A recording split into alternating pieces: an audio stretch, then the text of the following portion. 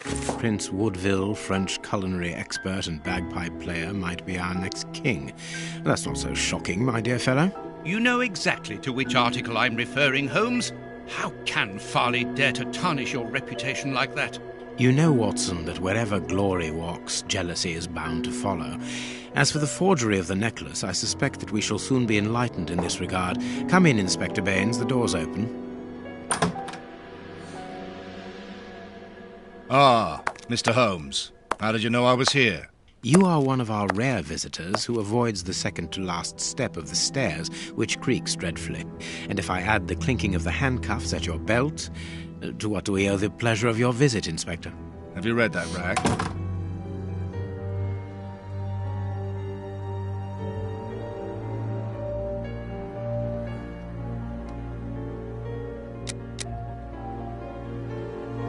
Inspector, I assume that you have the fake necklace with you. It's why you're here. Your superiors would like me to examine it. Indeed. They would like you to confirm or deny putting this fake in the box. Can't that wait? I must go to the house of Lord Peregrine Maitland, the Bishop of Knightsbridge. Inspector, can you explain this slander? Has the necklace of the Samoas really been replaced by a fake? I don't know how the reporter got hold of the information, but it's true. About the necklace, of course. I wouldn't permit myself to question the integrity and honesty of Mr. Holmes. The necklace is a forgery? Impossible! I saw the Marquis authenticated before my very eyes, before Holmes returned it to its place. Mr. Holmes, the Marquis believes Osmond Farley's theory. I shouldn't be surprised if the reporter isn't behind all this slander about you. He's a freelancer, well known for his explosive and subjective articles. In any case, the Marquis assures us that you were the last person to have the necklace in your hands.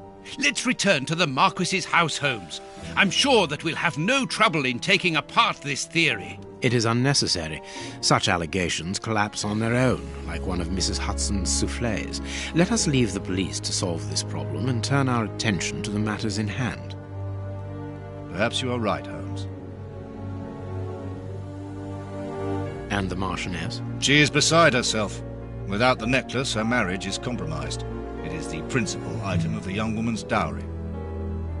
What a lovely marriage. Holmes, forgive me for insisting, but don't you want to examine the fake jewellery? Watson, I have an appointment, and it's out of the question that I arrive late. It will only take you a couple of minutes. You really must quell the suspicions put forward in this appalling article. If you will allow me, Inspector? Be my guest. Very well.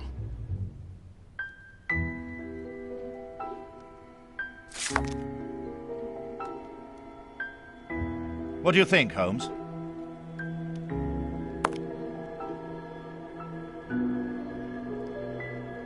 What do you think, Holmes?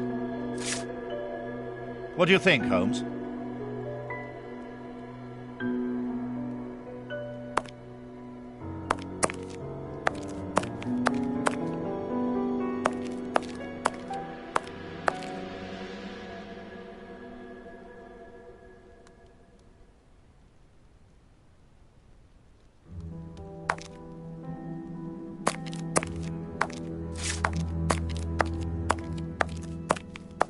What do you think, Holmes?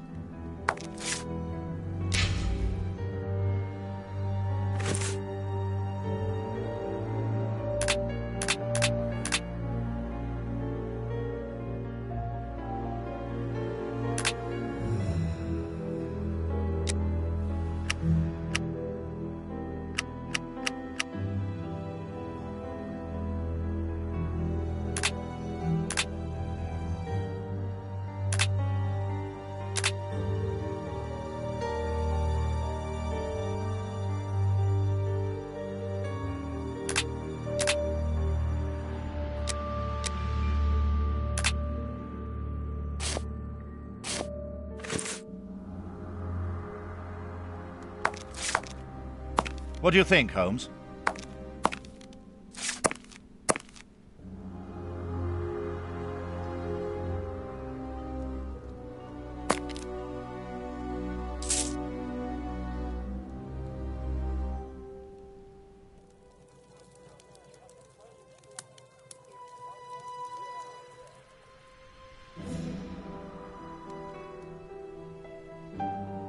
This pearl is a different color.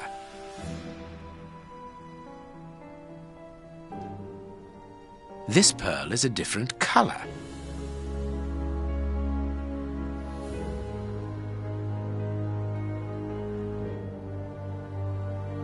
These 3 pearls are of poor quality.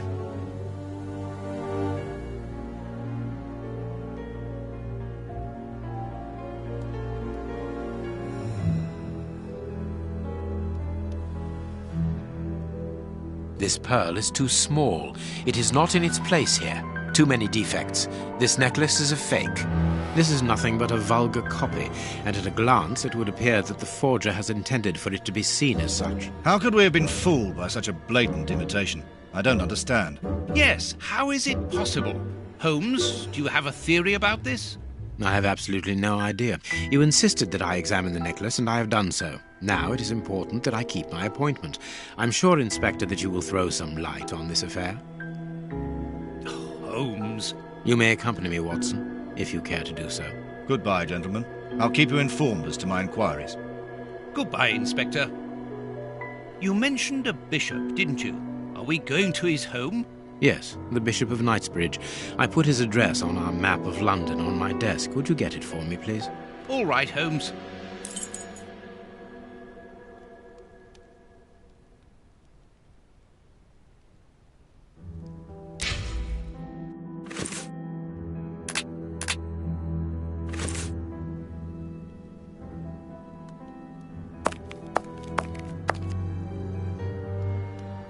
The work table, where Holmes analyzes things.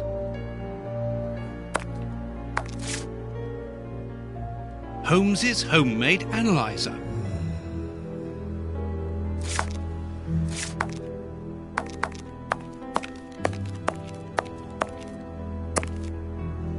I have found your map.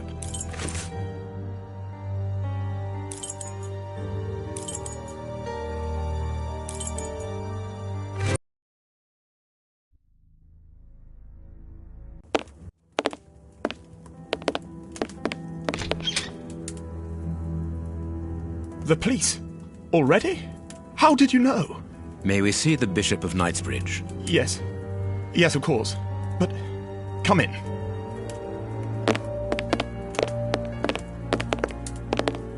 What has happened, Reverend?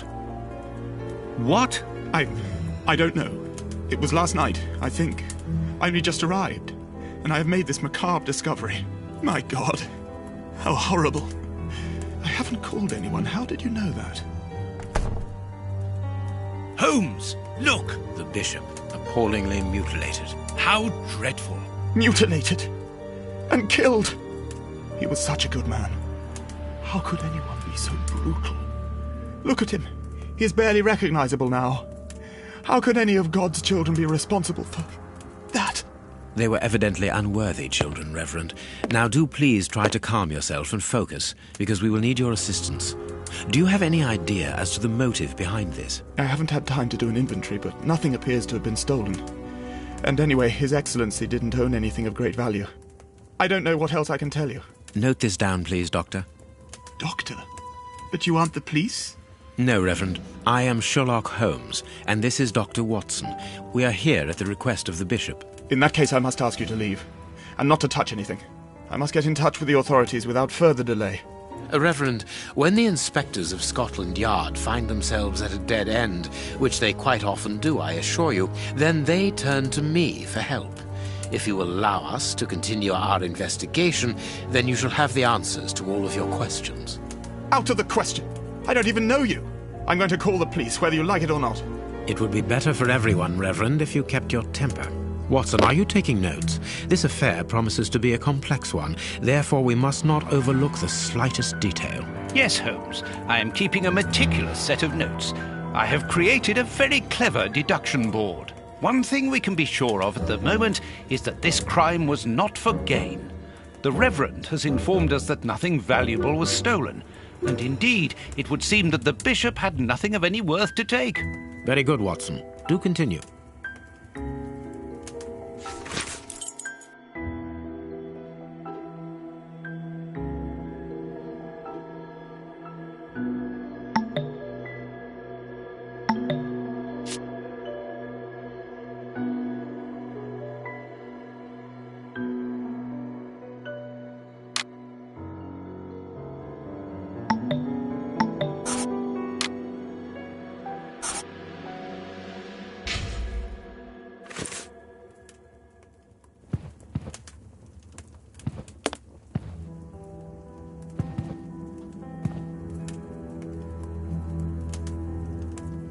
You have no right to search here.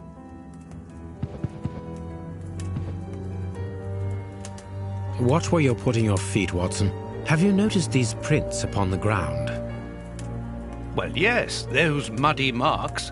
See here, Watson. Footprints can often provide more vital information than the very best of informants. Yes, if you know how to make them talk, that is.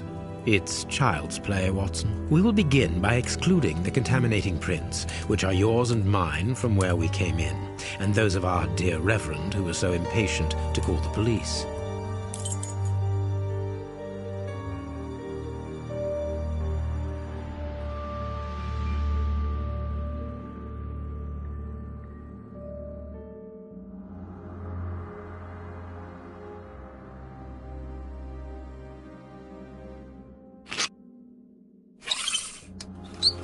Size 9.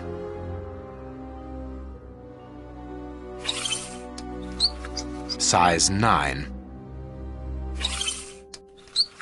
Size 9.5. Size 9. Size 9.5. Size 9.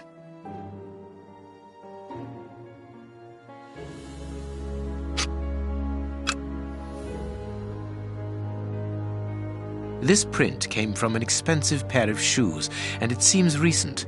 It is not a laborer's shoe. This print came from an expensive pair of shoes, and it seems recent. It is not a laborer's shoe. A fragment of stone. Peculiar. Hobnail boots like those worn by laborers. Hobnail boots like those worn by laborers.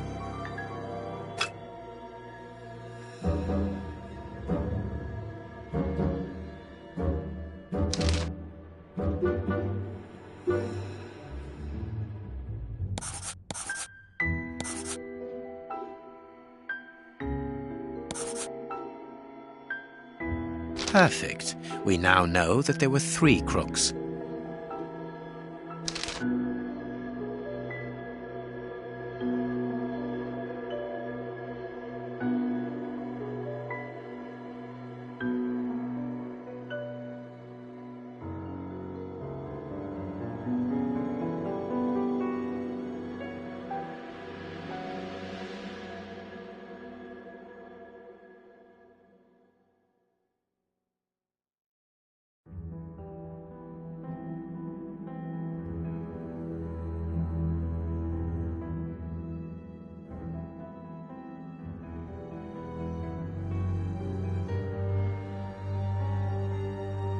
That's not right. Start again.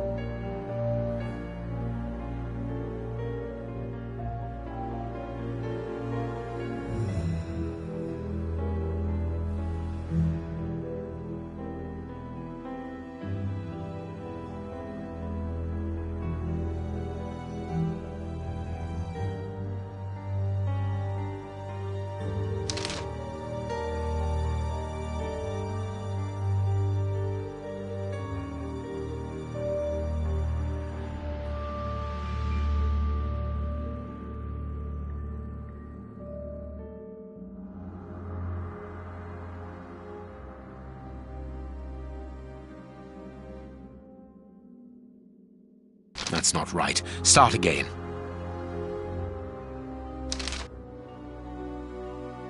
Strange but true. One of the crooks was wearing a different pair of shoes when he left here. Therefore, we have 3 men who came in and left again, but one of them was wearing a different pair of shoes from the ones which he came in with. So, all we have to do is look for a workman who likes Italian shoes.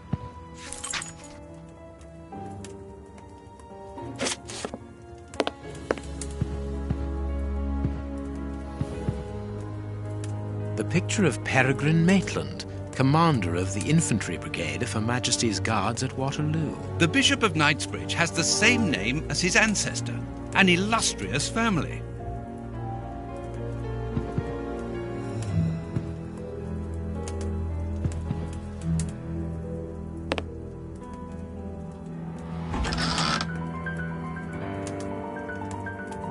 It's a cilice, designed to bruise the person wearing it. The bishop wore it as repentance. A whip? No, it is a discipline for self-flagellation. This very pious man must have had the habit of mortifying his flesh as a means of repentance.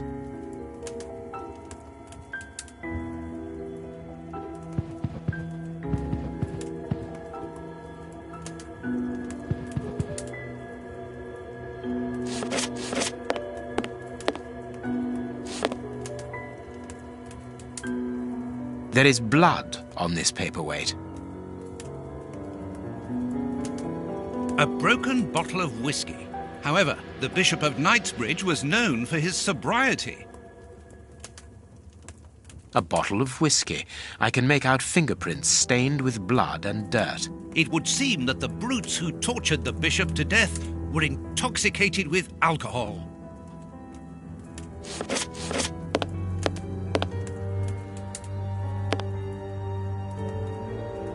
A broken phial and blood near the neck. What a strange smell. Chemical components, I think.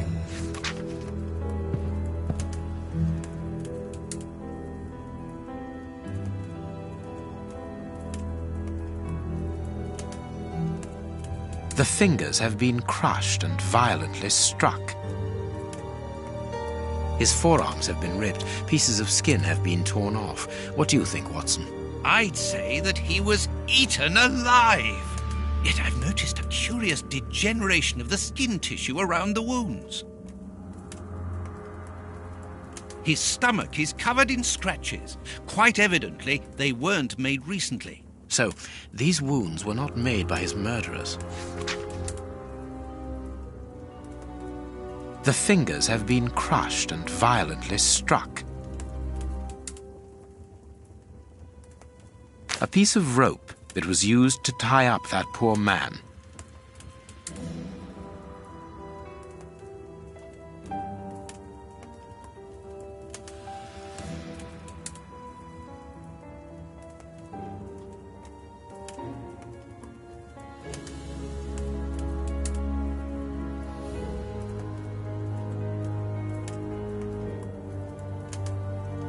You can see by his expression that he suffered terribly. His mouth is covered in blood, and I can make out strips of skin between his teeth. My dear friend, everything points to this man having gnawed at his own forearms. That's unbelievable, Holmes.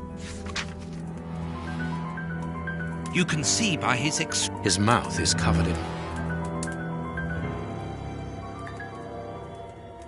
His chest has been lacerated, I would say, with a very sharp and fine blade.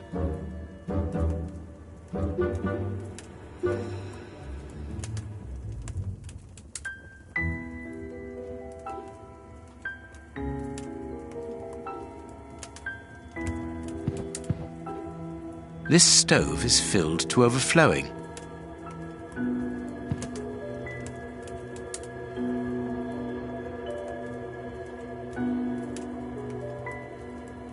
These burns are terrible. His feet have been burned. My first impression is that he wears a size 9 shoe. You! But what does it matter, Holmes?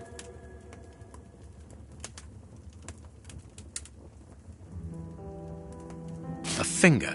Apparently it doesn't belong to the Bishop of Knightsbridge. How dreadful.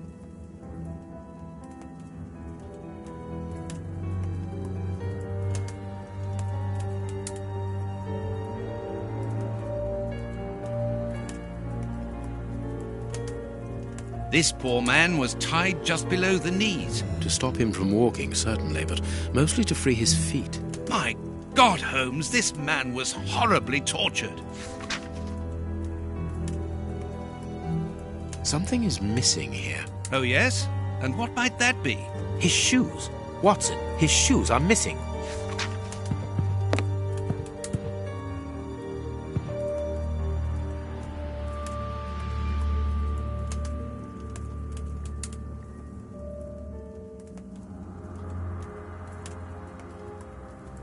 This metal rod is for fastening the chilies. A whip? No.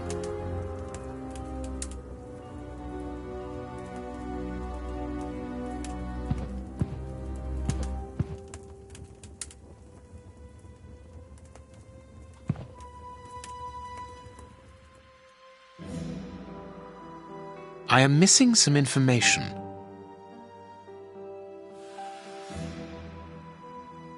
I am missing some information.